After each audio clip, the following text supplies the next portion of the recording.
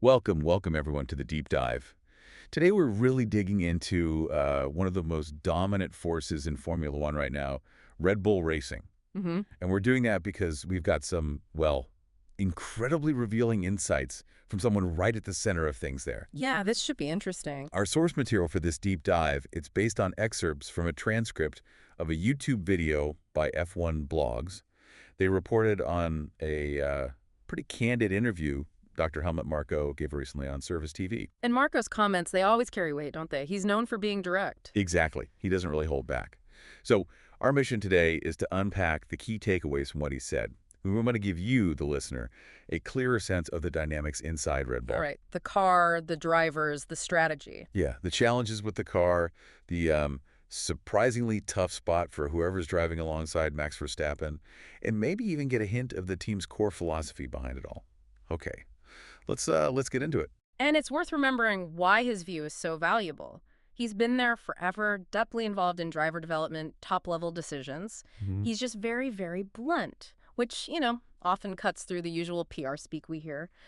So this report from F1 Blogs, based on his interview, lets us explore the nuances. Absolutely. Okay, so first things first, the car, Yeah. the RB, whatever it is this year. Marko, well, he didn't exactly paint a picture of just effortless dominance. No, not at all. He actually made a point about how, just to keep up with rivals like McLaren, Max has to be absolutely on the limit every single lap. Right, and it wasn't just, the competition's closer. He gave specifics. He mentioned they can only really go toe-to-toe with McLaren maybe every 3 or 4 races. Really? That's specific. Yeah, and the reason? They struggle to consistently find that sweet spot. The car's operating window, it's narrow. He did say it's maybe a bit better than last year, but Still a problem. still a big challenge to hit it race after race. And that means, even if the team does everything else right, they can have these off weekends just because the car isn't happy. That inconsistency. It's a major headache if you're fighting for titles. And building on that point about the car's difficulty, he said something pretty stark. Yeah. The report quoted him saying, only Verstappen can compete with this car. Wow. That's a heavy statement, isn't it? It really is. It strongly suggests that the car's got some quirks, some characteristics that make it incredibly difficult for anyone else to extract that last bit of performance. So is it built for Max, or is Max just that good at wrestling with it? That's the million-dollar question, right? Is it designed around his very specific, unique style? Or are his skills just absolutely essential to paper over the car's own limitations, its trickiness? It really makes you think about the fundamental nature of the car. And, it kind of echoes what Christian Horner said earlier this year, focusing maybe more on the driver's title. Right, almost conceding the constructors might be tougher because of these performance swings. Exactly, because maybe only Max can consistently deliver those big points. Okay, so the car is demanding. And Marko also shared something pretty surprising about how their weekends actually unfold. He talked about Fridays, the practice sessions. Yeah? Said the cars are often, his word, a mess. They need really significant setup changes before they even get to qualifying. Okay, and that's a crucial bit of operational insight, because think about the consequences. Right. Marko explained that Max, he seems to adapt almost instantly to these big setup changes, just gets in and drives. Okay. But the second driver, and he apparently used YUKI TSUNODA as the example here, needs more time, more laps to build confidence in a car that feels fundamentally different from how it felt in practice. And you don't get those extra laps in quali. Precisely. Qualifying is short, intense. So this whole process of needing these drastic setup shifts, maybe linked back to that narrow operating window, it inherently disadvantages the second driver right when it matters most for grid position. They're starting behind the 8-ball in Q1. Pretty much, yeah. Playing catch-up from the get-go. And then Marko provided this really concrete, almost jaw-dropping example of that disadvantage. Again, talking about YUKI TSUNODA. Okay. He revealed that at the Barcelona race, Yuki's car did not have the same specification floor as Max Verstappen's. Seriously, he admitted that. Yep. And he gave a reason. Yeah. Said it was because of Yuki's crash back in Imola. Ah, okay. Crash damage, parts availability. Exactly. Apparently, making a new floor with the latest specs takes about 3 weeks. They just didn't have one ready for Yuki in time for Barcelona. Right, production timelines are tight, but the impact, did he say? He did. He estimated that older spec floor cost Yuki 2 to 3/10 of a second per lap. 2 to 3/10. Wow. Okay, that's enormous in modern F1 terms. Half a grid position, maybe more. Totally. And the fact he revealed this after the race, after all the usual commentary on Yuki's performance, it does make you stop and think. Like the F1 Blogs report pointed out, it raises the question, how often does this happen? Not just with Yuki now, but think back. Perez, Albon, Gasly, Lawson, briefly. Have they been running slightly older parts sometimes? Maybe used as, like, test beds for different components while Max has the guaranteed latest and greatest? It just shows, doesn't it? The timing sheet on Saturday or Sunday doesn't always tell the whole story. Not even close sometimes. And what's so powerful about that floor example is that it's tangible. It's quantifiable. Right, not just driver feel. Exactly. A known difference older spec part due to a crash equals a measurable performance deficit.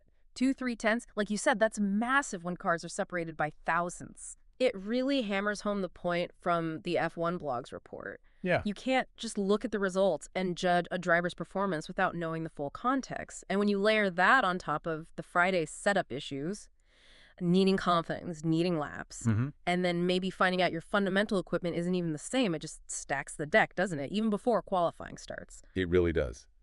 Which I guess leads us nicely into the team's thinking, or at least Marko's description of it, about who they actually want in that second seat, that incredibly difficult second seat. Yeah. He mentioned Perez, how they signed him after that Sakir win, chose him over Hulkenberg at the time. Right, I remember that. Said he had a good start, but then things fell apart over time. And the report connects Perez's experience to all the others who've been there. Gasly, Albon. They even brought up Liam Lawson. Oh, yeah. Recalled Marko describing how Lawson was just thrown in mid-season, no real time to adapt, like being thrown to the lions, Marko apparently said. In a car made for Max. Exactly, in a car seemingly tailored to Max's needs. And then came maybe the most revealing quote of all about what they're actually looking for. Marko stated, and this was quoted directly in the F1 Blogs piece, "We need a driver who can go their own way and not try to beat Max." Wow. That's where everyone fails when they try to follow him. Okay, unpack that. Not try to beat Max. It's quite something, isn't it? It's not just about lap times. It seems to be about the whole mindset, the whole approach you need to survive there. Yeah, if you take that quote and put it together with everything else he said, the tricky car, Max needing to be on the limit, the setup struggles for the second driver, it paints this incredibly clear but also incredibly demanding picture of what that job actually is. They don't want someone trying to copy Max's lines or directly challenge him every session. It doesn't sound like they want a Rosberg to Max's Hamilton then. Doesn't seem like it. They need someone who can, I guess, operate in their own space, find their own way to get the best out of themselves and the car, deliver solid points, but crucially without getting mentally derailed by trying to match Max. Which sounds almost impossible. Well, the report certainly framed it that way.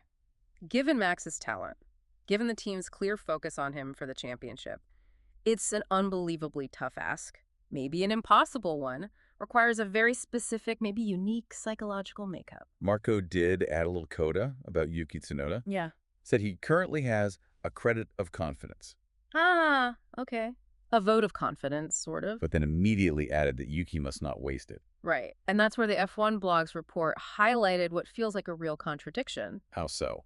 Well, how can you tell a driver, you have our confidence, but don't mess up, when you, the team management, are openly admitting the car is difficult, it needs these big setup swings that Max handles instantly but others need time for, and the second driver might not even have the same spec parts sometimes due to things completely outside their control, like that Imola crash leading to the older floor. Yeah, it seems inconsistent. It does. The report asked, basically, does that approach maybe lack a bit of respect for the situation the driver is actually in, given all those known challenges? It's a fair question. So let's try and bring all these threads together. The picture emerging from Marko's comments via that F1 Blogs report. It's quite something. It really is. You've got the Red Bull car, dominant with Max, yes, but fundamentally a demanding beast, needing his specific touch. Check. You've got the team strategy laser-focused on Max, driver's title is priority one. Check. And then you have these operational hurdles, the messy Fridays, the big setup changes, plus potential equipment differences like that floor example. All of which seem to hit the second driver much harder, creating real, tangible disadvantages. Yeah, exactly. The synthesis of all those points from Marko's interview, as reported, leads to a pretty clear conclusion. Red Bull's focus on Max, totally understandable. He's generational talent delivering championships. Sure. But the combination of the car's nature, the way they operate, and maybe a lack of truly equal footing or even just open communication about these disadvantages, it makes that second seat an incredibly tough place to be. And it forces you to ask that bigger question. When drivers struggle in that seat, is it just about the driver? Or is it also, maybe significantly, about how that whole second driver role is designed and supported within that team structure? Marko's comments really shine a light on that possibility. It definitely gives you a different perspective when watching them race weekend to weekend. So just to quickly recap the core insights from this deep dive, based on that F1 Blogs report on Marko's interview. Go for it. 1. The Red Bull car isn't as straightforward as its results might suggest. It's demanding, needs Max at 100%. Yep. 2. The team's focus is squarely on Max for the championship fight. Undeniably. And 3. There are specific, sometimes surprising operational and technical hurdles that seem to disproportionately affect the second driver, highlighted by that very concrete example of running different spec parts. And putting all that together, the perspective that comes through is, well, it's maybe unrealistic to expect anyone to truly go head-to-head with Max in that specific environment. If they aren't starting on a truly level playing field.